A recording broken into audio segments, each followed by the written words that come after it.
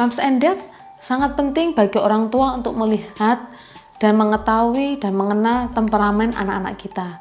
Kenapa? Saat kita mengetahui dan mengenal temperamen anak kita, akan lebih mudah bagi kita untuk menghandle dan mengasuh anak kita.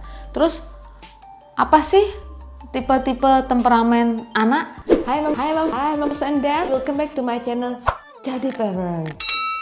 Tipe yang pertama ialah easy child. Easy child ini bisa dilihat dari dia masa bayi. Anak ini memiliki jam tidur yang teratur. Mungkin dia terbangun hanya mungkin minta susu saja dia bangun.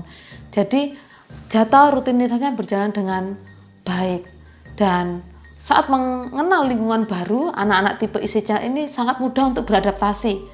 Dia mungkin saat memasuki tempat yang belum pernah dia kenal, dia akan mudah untuk beradaptasi.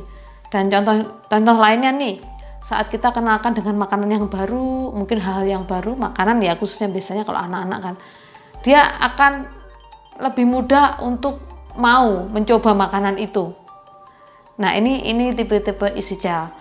Nah, tipe yang kedua ialah slow to warm up. Anak slow to warm up pada saat bayi memiliki jam tidur yang tidak teratur. Tengah malam dia bisa nangis tiba-tiba. Terus jam tidurnya orang tuanya tidur dia bangun, dan lebih memiliki kesulitan dibanding easy child ya. Dalam hal makan juga, anak ini perlu mengenal dulu makanan itu. Dia tidak akan langsung mencoba, tapi dia mau pelan-pelan dikenalkan. Dalam mengenal lingkungan baru juga, anak tipe slow to warm up ini memerlukan sedikit waktu untuk mengenal orang yang mungkin orang yang baru dia temui.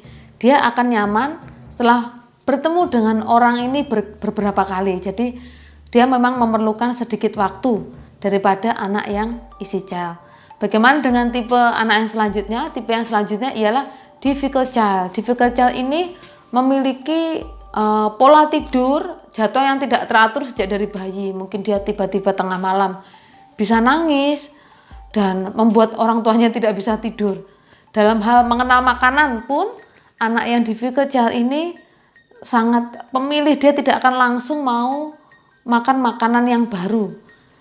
Bagaimana caranya? Mungkin dia perlu diberikan cerita dulu jauh-jauh hari, perlu diberitahu kalau akan ketemu dengan orang. Dan anak tipe difficult child ini memerlukan waktu yang lebih lama dibanding slow to warm up. Tapi dari ketiga tipe ini, kira-kira apakah itu buruk? Waduh, anakku tipenya yang difficult. Bagaimana ya? Sebenarnya setiap anak itu unik dan spesial. Saat kita bisa menggali potensi anak, saya percaya kita bisa menghandle, kita bisa mengasuh anak kita dengan baik. Jadi mungkin kita memiliki easy child, mungkin kita memiliki anak slow to warm up, atau bahkan kita memiliki difficult child, itu tidak akan berpengaruh selama kita mau belajar untuk menggali potensi mereka, mencari sisi-sisi positif dari hidup mereka. Oke, bersama Jadi Parents kita akan terus belajar bersama. Tonton video-video tips parenting berikutnya. Jangan lupa subscribe dan klik tombolnya. See you!